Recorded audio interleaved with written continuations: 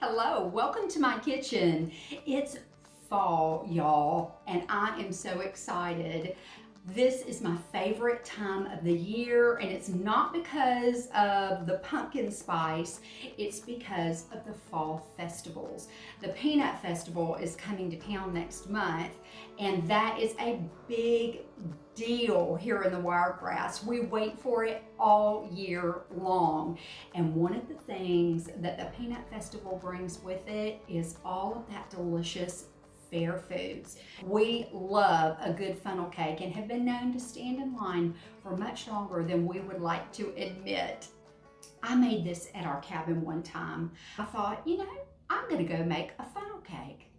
My husband actually licked his plate.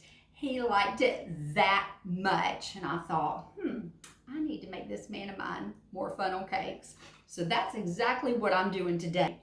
It starts with 1 3/4 cup of self-rising flour. Now we're going to add a little sweetness to this flour, a tablespoon of sugar, and 1/4 teaspoon of salt. If you like a little bit of a sweeter batter, you can put 2 tablespoons in yours. I approve. Now, for my wet ingredients, I'm using 1 cup of milk, 2 large eggs. Now, I have 1/4 cup of melted butter.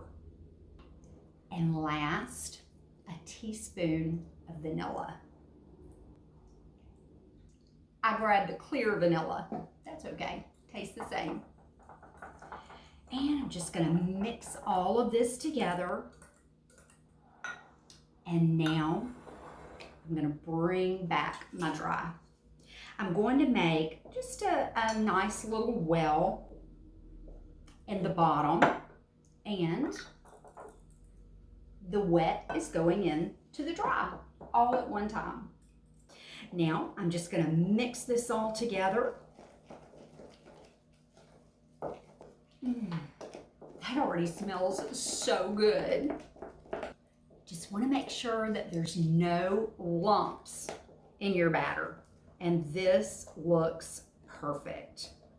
Look at that. Just what we want. Now, let me get this a little closer, and I am going to show you how easy this is to make. I have my oil heating. This is peanut oil that I'm using. I just love peanut oil, honestly, for everything, even cakes. Yep, I like it that much. And we have lots of peanut farmers here in the Wiregrass area, so they appreciate you purchasing that peanut oil. Now this is probably about 1 inch or 2 fingers of oil in the bottom of my cast iron pan. And I'm heating this oil up to about 350 degrees or a good medium high heat. I usually just put my hand over it, and I've fried so much, I know what temperature I'm looking for, but use a thermometer if you're not sure. Now, while that's heating up, it has just a minute or so to go. I'm going to show you a couple of different ways that you can cook these funnel cakes. First, if you have one of these, you can find them just about anywhere at any grocery store, dollar store. They seem to be everywhere. You can take your batter and just pour it right into there. See if I can do this without making a mess. That would be near impossible for me. Now I have cut the tip off of this and made it just a tad bit bigger so that it's easier for this funnel cake batter to come out. And by the way, if you feel like yours is just a little thick, don't be afraid to add a little bit more milk. I've also got a funnel. That is why they call this a funnel cake. And I'm going to show you the frying method for both of these, but I'm going to start with this. These just take a minute, literally. Now I'm going to take this and I want to keep it all together. You just keep squeezing it on the top. Look at this. Look how quickly this starts browning. I usually use 2 forks when I'm frying. I've just found that it's easier to maneuver something by picking it up and gently folding it over.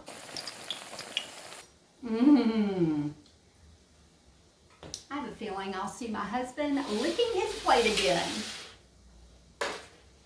I've lined my tinfoil pan with some paper towels, and then I've got this rack on top of it. I never like to put anything fried directly on a paper towel. I want it to stay nice and crispy. So, y'all, it smells like a fall festival in my kitchen right now. Before I cook the next one, I'm going to take a little bit of my powdered sugar and put that right on here when it's hot. This one's ready to eat. But before we taste it, I want to show you the next method of cooking this. Give your batter a good stir. And now I am going to pour this in my funnel.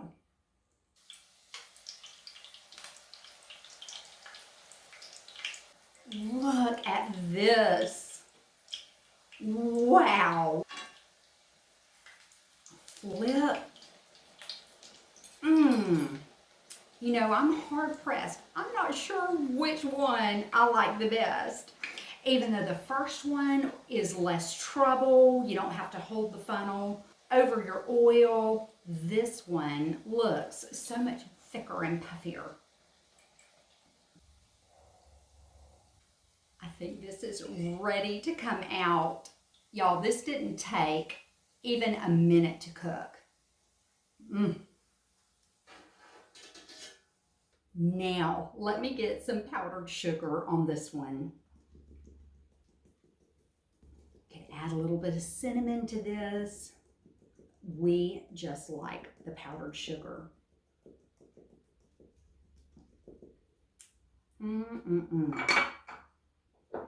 Now look how much batter I have left.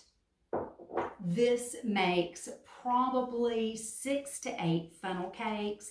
And the good thing about this batter is that you can put it in the refrigerator for up to a week. Just give it a good stir. If it thickens up a little bit too much for you, then add a little bit more milk and heat up that oil, and you have got funnel cakes. Now, let's do a taste test and see which one of these tastes better.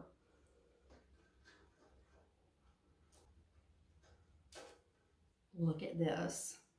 Yum.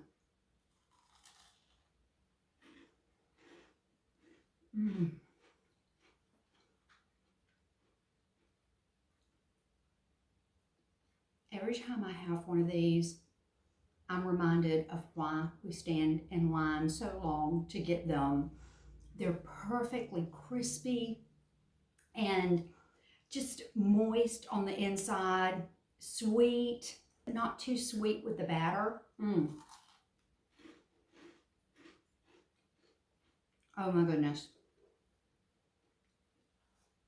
So good. Now, let's try this next one. Now this one is more cakey. It's thicker, which can be good and bad. You know, there's the light and crispy, which is this one. And this one is a little bit denser, but it's still crispy. Let's see how it tastes. Oh my goodness. I vote for number 2. I thought I was gonna like the number 1 better, but the number 2 almost tastes like a beignet. It's light, it's crispy, it's moist and cakey. Oh, it's perfection. You have got to make this. Make them stand in line in your kitchen. It is worth it, I promise. You're a blessing to me. Will you press that like button, share this with your friends, and go celebrate some fall, y'all. My husband will be home in a few minutes. I might not have any of these left, but I've got plenty of this batter over here to make him another one. I'll see y'all next time.